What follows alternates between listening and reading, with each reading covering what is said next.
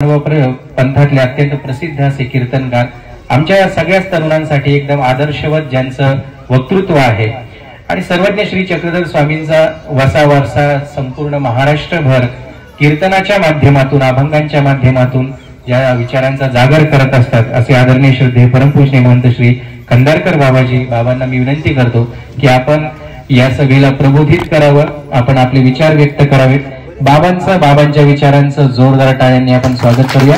आदरणीय श्रद्धेय परमपूजनीय महंत श्री खंदारकर बाबा।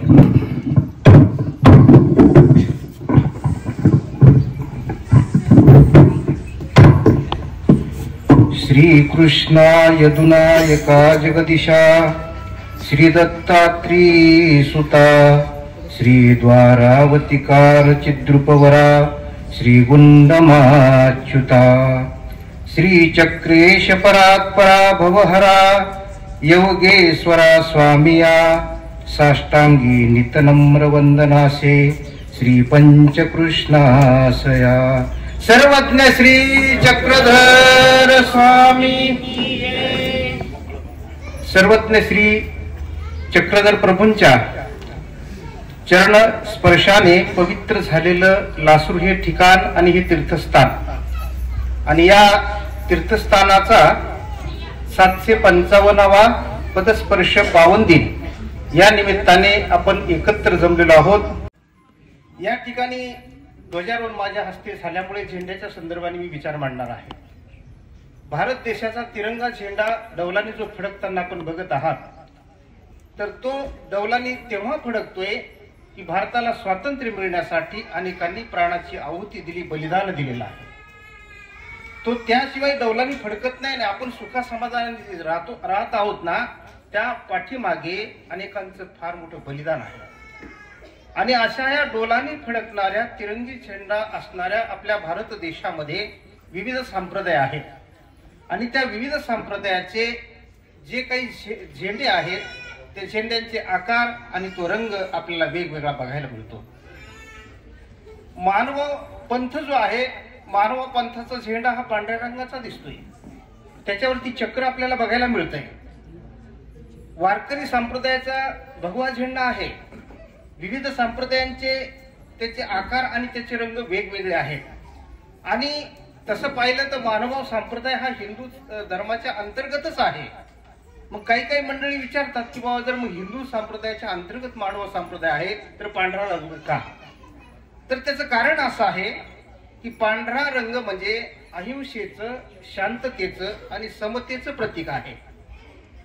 800 वर्षापूर्वी श्री चक्रधर स्वामींनी महाराष्ट्रामध्ये परिभ्रमण करत असताना जो अहिंसेचा संदेश दिलेला आहे, सालबर्डीच्या पर्वतावरती सश्याचं रक्षण केलं आणि त्या सश्याला मारण्यासाठी पाठीमागे ज्या पारद्यांची कुत्री लागली होती त्या सश्याचं रक्षण करून पारद्याला अहिंसेचं ज्ञान दिलेलं आहे आणि हिंसेपासून प्रवृत्त केलेलं आहे आणि अहिंसावादी जीवन जगण्याचं आदिवासी समाजात जन्मलेल्या त्या पारद्यांना स्वामींनी त्या ठिकाणी तत्वज्ञान निरूपण केलेलं आहे। आमचे कीर्तनाचे गुरुवरे बाबुळगावकर बाबा म्हणतात, काय अधिकार होता पारद्यांचा, काय अधिकार होता पारद्यांचा, तेथेची वचनाचा जन्म झाला।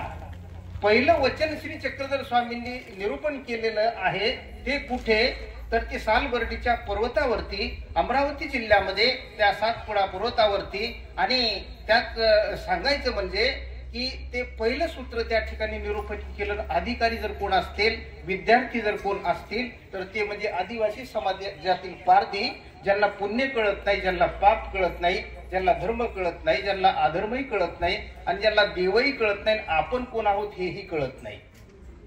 एवढा मोठा अशिक्षित समाजातील दोन माणसं समोर बसले ते पारधी, त्यांना अहिंसेचं ज्ञान श्री चक्रधर स्वामींनी सांगितलं आणि नुसतं ज्ञान सांगितलंच नाही तर त्यांनी उठताना स्वामींना दंडोत केला आणि सांगितलं, आजपासून आम्ही कोणत्या प्राण्यांना मारणार नाही आणि कोणत्या पशुपक्ष्यांना मारणार नाही आणि अहिंसावादी जीवन जगण्याचा संकल्प आम्ही तुमच्या श्रीचरणाच्या साक्षीने करतो। तर त्या ठिकाणी अहिंसेचा संदेश श्री चक्रधर स्वामींनी दिलाय, तो त्या झेंड्याच्या माध्यमातून प्रदर्शित होतो, हे त्या ठिकाणी आपल्याला सांगता येईल। अहिंसेचं, शांततेचं आणि समतेचं प्रतीक असणारा तो पांढरा ध्वज आहे। त्याच्यावरती चक्र आपण बघतो, झेंड्यावरती चक्र आहे, ते सुदर्शन चक्र म्हणा किंवा रथाचं चाक म्हणा, तर ते चक्र आपल्याला हे सांगतं की ज्ञान चक्र जे आहे, परब्रह्म परमेश्वर या भूतलावरती अवतरतात आणि अवतरल्यानंतर जे जीवाला ज्ञान सांगतात, तर ते ज्ञानचक्र प्रभूंच्या त्या ठिकाणी संदेश त्या झेंड्याच्या माध्यमातून आपल्याला ते देतंय असं त्या ठिकाणी सांगता येईल. आणि सांगायचं तात्पर्य की हा झेंडा केव्हापासून फडकतोय, केवळ कलियुगामध्येच नाही तर चारही युगामध्ये पांढरा तो शुभ्र झेंडा मानव संप्रदायाचा डौलाने फडकताना आपल्याला दिसतोय. त्या ठिकाणी श्री चक्रधर स्वामींना प्रश्न महादाईसांनी विचारलेला आहे की हा संप्रदाय स्थापन झाला केव्हापासून, या संप्रदायाचे अधिकारण कोण. जसं आपण पाहतो की विविध संप्रदाय म्हणजे संस्थापक वेगवेगळे असतात. मग महादाईसाला हा प्रश्न त्या ठिकाणी निर्माण झाला की मानव संप्रदायाची स्थापना केव्हा झाली. तेव्हा श्री चक्रधर स्वामींनी सांगितलेलं आहे की या मार्गाशी दत्तात्रय प्रभू अधिकारण आहेत आणि असे श्री दत्तात्रय प्रभू ते या संप्रदायाशी अधिकारण आणि चारही युगामध्ये मानव संप्रदाय तो चालत आलेला आहे, तो झेंडा डोलानी फडकत आहे असं त्या ठिकाणी श्री चक्रधर स्वामींनी सांगितलेलं आहे. आणि असा हा डोलानी फडकणारा हा जो झेंडा आम्हाला आमच्या जीवनामध्ये हे सांगितलेलं आहे, त्या माध्यमातून तो झेंडा हे सांगतो की या सृष्टी चक्रातून तुम्हाला जर मुक्त व्हायचं असेल, या संसार रूपी भवबंधनातून या चक्रातून तुम्हाला जर मुक्त व्हायचं असेल, तर हे काम फक्त ज्ञानचक्रच करू शकतं, ही बंधनं तोडण्याचं काम. तर त्या ठिकाणी ते चक्र आपल्याला ते सांगत असतं की त्या परब्रह्म परमेश्वराला तुम्ही शरण जा, त्याचं ज्ञान तुम्ही प्राप्त करा आणि प्राप्त केल्यानंतर मग तुमचं जे काही जीवन आहे. आता आपण पाहतो की पंथ शब्द दोन प्रकारे त्या ठिकाणी आपल्याला या ठिकाणी विश्लेषण करता येईल. जसं मानव पंथ आणि त्या संप्रदायाचा पांढरा झेंडा.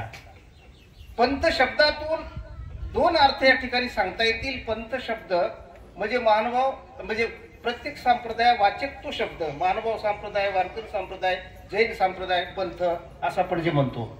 दुसरा पंथ शब्दातून अर्थ हाही सांगता येतो की पंथ शब्द रस्त्यावाचक सुद्धा आहे. येणेशी पंथे चालू जाता असं अभंगात म्हटलेलं आहे. ज्या संप्रदायाचे संत आणि त्या संप्रदायाच्या संतांच्या सहवासातून तुम्ही भक्ती कराल तर त्या वाटेने तुम्ही वाटचाल केल्यानंतर परमेश्वरापर्यंत जाल. म्हणजे पंथ शब्द हा ज्ञानावाचक आहे, पंथ शब्द हा मार्गावाचक आहे, संप्रदाय वाचक सुद्धा आहे. मग अशा त्या परब्रह्म परमेश्वराला शरण जाऊन आपल्या आपण जीवनाचं कल्याण करावं आणि काय मागावं त्या देवाला. संसारातलं सगळं तर परमेश्वर देतात, होते तर तुम्ही घ्याच, देव तर देतोय, परंतु त्या परब्रह्म परमेश्वराची जी मुक्ती आहे, ते कैवल्य आहे, ते आपल्याला आपण प्राप्त करावं अशी इच्छा व्यक्त करावी आणि जीवनात आपण आपल्या जीवनाचं सार्थक करावं. कुणी देवाच्या मंदिरात येऊन काय मागतील, कुणी काय मागतील याचा भरोसा नाही. परब्रह्म परमेश्वराला अपेक्षित काय. उदाहरण मी सांगत असतो. एक भक्त मंदिरात आला आणि फार दुःखी कष्टी झाला. देवाला त्याची दया आली, देव प्रगट झाले आणि सांगितलं, बाबा एवढा दुःखी तू का झालास, काय एवढ्या मोठ्या अडचणी संकष्ट आलेत. त्यावेळेस त्यांनी सांगितलं, देवा काय सांगावं, इतक्या अडचणी आहेत, इतक्या अडचणी आहेत, कोण्याच बाबतीत मी सुखी नाही, असं वाटतं आत्महत्या करावी. पण भगवंत म्हटले तसं काही करू नको, तुला मी वर देतो, परंतु एकच वर देतो, मग तुला जे मागायचं ते एका वरामध्येच सगळं माग, 3-3, 4-4 वर मी देणार नाही. मग तुला काय मागायचं ते माग, बाकीचं मग ते नंतर बघू आपण. मग त्यांनी विचार केला, आता अडचणी तर भरपूर आहेत, देवाने सांगितलं एकच वर माग, आता मागावं काय. मग त्यांनी सांगितलं, देवा एक काम करू द्या मला, मी घरी जातो माझ्या बायकोला विचारून येतो. जर मागितलं आपण वेगळंच, पत्नीला वेगळंच अपेक्षित असेल तर मी माझ्या आईला, मी वडिलांना विचारून येतो. मग त्या ठिकाणाहून तो देव म्हटलं, ठीक आहे ये जाऊन, तोपर्यंत मी मंदिरात या ठिकाणी माझं वास्तव्य त्या ठिकाणी प्रगट झालेलं आहे, तसाच त्या ठिकाणी आसनस्थ राहतो. भगवंत मंदिरात आसनस्थ आहेत. भक्त घरी गेला, पहिल्यांदा आईला विचारलं, देव प्रसन्न झालेत, काहीतरी मागा म्हणतायत, आई काय मागितलं पाहिजे. आई म्हणे, बाबा बाकी कशाला काय मागतो, 2 वर्षापासून मला काही दिसना, माझे डोळे गेले, देवाला म्हणावं माझ्या आईला डोळे देऊन टाक. त्यांनी सांगितलं आईचं हे म्हणणं आहे. वडील काय म्हणतात भाऊ? वडिलांच्याकडे गेला म्हणे आई असं असं म्हणते, तुमचं काय म्हणणं आहे? एकच वर मागा म्हणतात, देव काय मागायला पाहिजे? त्यावेळेस तुम्हाला सांगतो, वडील म्हणे त्या म्हातारीला डोळे आणून करतो काय, पिकलं पानं गळून पडणार. अरे मागायचं तर किलो 1.5 किलो सोनं माग. लाखाच्या पुढे भाव चाललाय, लाखाच्या आसपास चाललाय. किलो 1.5 किलो सोनं माग. म्हणे ठीक आहे, आता वडिलांचं हे म्हणणं आहे, आईचं म्हणणं आहे डोळे मागावे. पत्नीला काय लागतंय बघूया आपण, आणि तिघांच्या बाबतीत कोणता वर आपल्याला मागता येईल हे आपण वैयक्तिक ठरवूया. पत्नीकडे गेला म्हणे आई असं म्हणते, वडील असं म्हणतात, तुझं म्हणणं काय? देव प्रसन्न झाले, काय मागावं? पत्नी म्हणे आपल्याला कुलदीपक नाही, आपल्याला लेकरू नाही, लग्न होऊन फार दिवस झाले, आपल्याला कुलदीपक मागा जाऊ द्या, सोनं जाऊ द्या, म्हातारीचे डोळे जाऊ द्या, हा लेकरू मागा. मग त्यांनी विचार केला, मंदिरात आला तो विचार करत करत. 3 मागण्या आहेत, एक आईंच्याकडली, एक वडिलांच्याकडली, एक पत्नीकडची.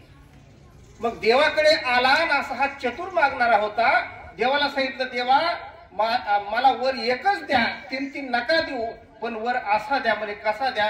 माझ्या आईला उघड्या डोळ्यांनी सोन्याच्या पाळण्यात नातू बघायचा आहे. तात्पर्य अर्थ सांगायचं म्हणजे तुम्हाला एका वाक्यात सगळं त्यांनी मागून घेतलं. आणि म्हणून देणारा परमेश्वर उदार आहे, आणि देण्यासाठीच परमेश्वराचा अवतार आहे, आणि घेण्यासाठी आपण असतोय. आणि म्हणून त्या परब्रह्म परमेश्वराचं कैवल्यपद आपल्याला आपल्या भक्तीच्या माध्यमातून प्राप्त व्हावं हे या ठिकाणी सांगतो. आयोजकांनी मला या ठिकाणी बोलावून मला बोलण्याची संधी दिली, कार्यक्रमात सहभाग घेता आला. आयोजकांना धन्यवाद देतो आणि माझ्या विचारांना या ठिकाणी पूर्ण विराम देतो. धन्यवाद. लोककथेच्या माध्यमातून प्रबोधन हे अनेक वर्षांपासून आणि ते आजही अत्यंत प्रभावी असं असणारं माध्यम आहे. स्वामींनी सुद्धा सांगितलंय की दृष्टांत द्या, दृष्टांत दिल्यानंतर अर्थ कळतो. अर्थ कळण्यासाठी म्हणून दृष्टांत जर दिला तर तो आपल्याला लवकर पडतो. त्या व्यक्तीने जसं मागितलं एका वाक्यात सगळं, असं आपल्यालाही देवाकडे असं मागता आलं पाहिजे की आपलं ऐहिक जीवन आणि पारलौकिक जीवन जे आहे हे दोन्हीही सुखमय, आणि आपलं जे ध्येय प्राप्ती आहे ती कशी होईल याच्यासाठी आपण निरंतर जागृत आणि सावधान राहिलं पाहिजे. आणि असा जो सावध व्यक्ती आहे तोच व्यक्ती खऱ्या अर्थाने प्रपंच आणि परमार्थ साधू शकतो. जे व्यासपीठावर बसलेले आहेत यांच्या मागे तसा आता प्रपंच तर नाहीये, पण परमार्थासाठी त्यांनी आपलं संपूर्ण आयुष्य निश्चितपणाने त्या मार्गावरती दिलेलं आहे. त्यांचं आयुष्य उजळून निघालेलं आहे. आपल्या आयुष्याचं काय